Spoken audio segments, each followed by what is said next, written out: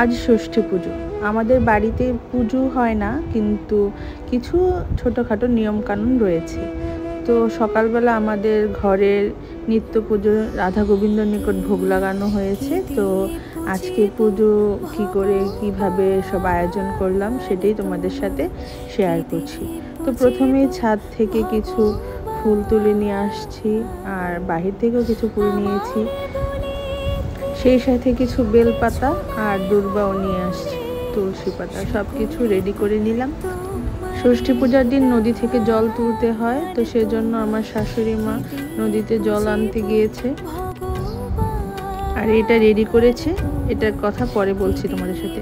তো প্রথমে গঙ্গা জল নিয়েছি, সেখানে ওগল কর্পূর ঘি মধু নিয়েছিলাম, স্কিপ করে গেছে, চন্দন, সব কিছু রেডি করে নিয়েছি।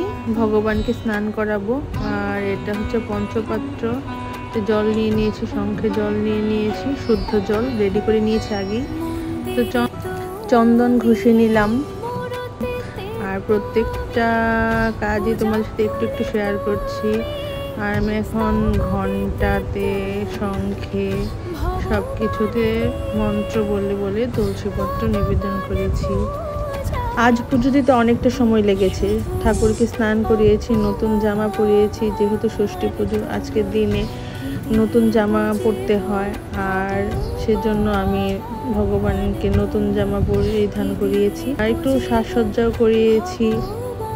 ষষ্ঠী পুজোর দিন সকালবেলা নদীতে গিয়ে ফুলের তুড়াটার মতো, যে মুঠা বলি আমরা এটা, তো ফুলের মুঠা ওইটা নিয়ে যায়, আর তখন স্নান করে জল নিয়ে আসে নদী থেকে। আর সেই জল এসে সন্তানদের মাথায় ষাট করে পাখার মধ্যে দেয়, ফল সহকারে। তো সেটা হচ্ছে দীর্ঘজীবী এবং সুস্থ থাকার জন্য। আমি আস্তে আস্তে করে সব ঠাকুরকে স্নান করালাম, সাজসজ্জা করালাম, নতুন জামা কাপড় পরালাম। আর সেইটা তোমাদের সাথে একটু একটু শেয়ার করছি, সম্পূর্ণ ভিডিওটা দেখাতে পারছি না, কারণ লং ভিডিও হয়ে যাবে। আর ভগবানের নিকট আজকে আম, কাঁঠাল, দুধ, কলা, সব মিষ্টি দ্রব্য দিয়েছি, নৈবেদ্য বলি আমরা। সেই সাথে আরতির জন্য ধূপ, দীপ সব কিছু নিবেদন করে রেডি করে নিয়েছি, আর আরতি দিয়েছি ভগবানের নিকট।